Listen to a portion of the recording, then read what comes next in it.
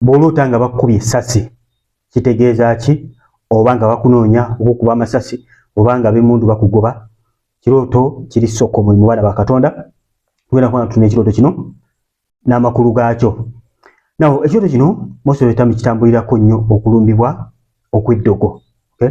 Bw'ota omusajja akunoonya okukuba amasasi, ebiseera ebisinga mu kirooto baba bakukwasiza, baba bakubye essasi, oyinza okkeera nga wantu wakuluma. Mukwano gwange, baba ekirooto kino eky'okukuba amasasi most of the time kitambulirako nnyo eddogo. Ataaka nga yaki? Nga ddogo. Sometimes kitambulirako ataaka emyoyo gy'ekika nga most of the time kitambulirako nnyo eddogo. Kyolina okutegeera mu kirooto kino mukwano gwange wabeerawo ataaka ku mwoyo gwo. Wabeerawo ataaka mu nsi ey'omwoyo egendeddwa mukwano gwo kubanga omwoyo gukola ki? Gulumbibwa. Now, bw'ota nga bakubye essasi, manya nti mukwano gwange libeera ddogo. Obanga bakunoonya okukuba essasi, omuntu asobola okunoonya okukuba essasi n'amiisinga.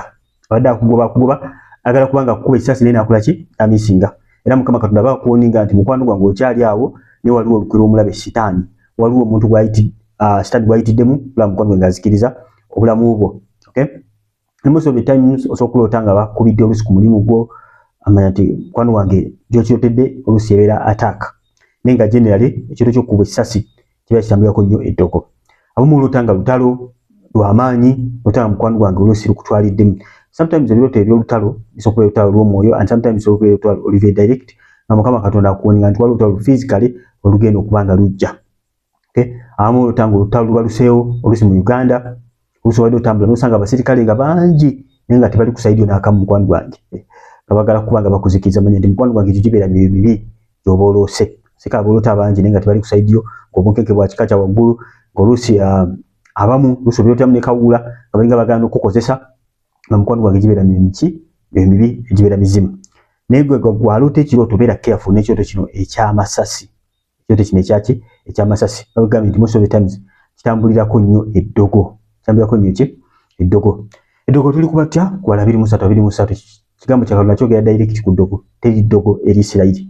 Waliwo kabaka yali wa Mowabu, omusajja gwe bayita kabaka we baali bamuyita Balaka. N'agenda n'anoonya omulogo gwe bayita Balamu. Confusing amanya. Waliwo Balaka yali kabaka, n'agenda n'ayita omulogo gwe bayita Balamu. Omulogo n'omulimu gwe gwali gwa kubanga atalinga ekikolimo aloge abaana ba Isirayiri. Yali mulogo w'amaanyi nnyo gwe yahayalinga mu bire bye yali asinga. N'amuleeta agezaako nnyo naye nga buli bw'agezaako okubanga akasinga okubanga akolimira abaana ba Isirayiri nga bigaana. In fact ekikolimo nga buli bw'agezaako bigambo bikyuka. Bigambo bikyuka nkyo okubakolimira ate n'aba blessings. Balaka ne kimusobera n'agamba ate nkuleetedde okubanga okolimira abalabi bange atuba blessings. N'amutwala side eri n'amugamba jjamu tugende ku lusozi lw'ono artist oba n'abalaba bulungi n'obakolimira. Naye nga buli bw'agezaako tasobola. Nga buli bw'agezaako agamba ani ayinza okukolimira abo. Katonda bakoze ki? Ba blessings. Buli bw'agezaako mu kyo ky'okukolima ate kifuukamu mukisa. Tewali asobola kuloga mwana wa Katonda okujjako nga gwe oli mulokole muyabayaba. Kubanga oli mulokole muyabayaba kyakigowa kamusomba tombo abayita. Kyakigowa tonoonya Mukama tosoma kigambo kye tosaba bagenda kuloga bagenda kukwasa. Naye gwe asimbiddwa mu kigambo kya Katonda anoonya Mukama wali mukwano gwange tewali asobola kuloga. Ne just in case nabo bakuloze ne bakukwasa manya nti mukwano gwange amaanyi weegali okubanga owangu. Luka 10:19 Bayibuli egamba etya? Bayibuli egamba laba mpadde amaanyi n'obuyinza okulinnya ku misota n'enjabi ez'obusagwa na buli maanyi ga mubi tewali kiri bakolo bina akatono. So amaanyi g'omubiri gonna gasingisa oba ddogo tesobola kukola bubi mukwano gwange. Amaanyi n'obuyinza ng'omwana wa Katonda obirina. Kyakolo bagamba abantu bakyaloga eddogo gye liri. Eddogo gye liri. Olaba bagamba nzisikiriza mu ddogo. Tokkiriza mu ddogo n'emanya nti kikola ki? Gye liri. Omulabe sitaani gy'ali, abalogo gye bali, abasezi gye bali. N'ebyo ebintu byapeninga.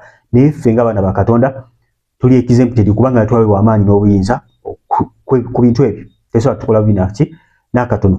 Omuntu naye abakuloga mukwano gwange takutiisa. Abamu ekyoto kino ng'ekyamasasi oloota ddala omuntu gw'omanyidde ddala nga yakuloga n'oloota nga yakola ki? Nga yakuba essasi. Oluusi n'omuntu okola ki? Omumanyi. Oluusi mukola bizinesi emu oloota nga mukwano gwange yakukuba ki? Amasasi. Anti mukwano gwange Mukama Katonda bakuwoniga ku muntu oyo. Tolina kumuwalana waffe tetumegana mbina musaayi yonna kumusonyiwa na kumwagala. Eno musaala oba olwana lutalo. Eno oba omwagala naye ng'eri mu mwoyo olwana luki? Olwana lutalo. Mukwano gwange onaakola ekyo n'otambulidde mu mubiri ogenda kuba ng'owangula eddogo. Nayogera ku birooto ebirala ebikwatagana ku ddogo. Abo boyagala okubanga olaba ebirooto ebyo leero bajja kwogera ku kintu kino ekyamasasi ko na kavidiyo akaddako waggulu awo ogenda kuba ng'olaba ebirooto ebyo ebikwatagana ku ddogo wita kubanga obimanya prior nga tunaba kutuuka mu mbeera efaananako bwetyo. Kubanga oli pya subscribe ng'okone kale bonna kikole kijja kubanga ofuna video ze tuba tuteeka almost buli lunaku okona kadi selecting all. Ka video kali awo waggulu akalaga ebirooto eby'eddogo kakoneko bina kubanga oyiga ebirooto ebyo osobola okubanga oyamba abantu abalala ate mukwano gwange okumanya ekyokukola sobola ofunye ekirooto ekyo. Mbere bulungi mwera.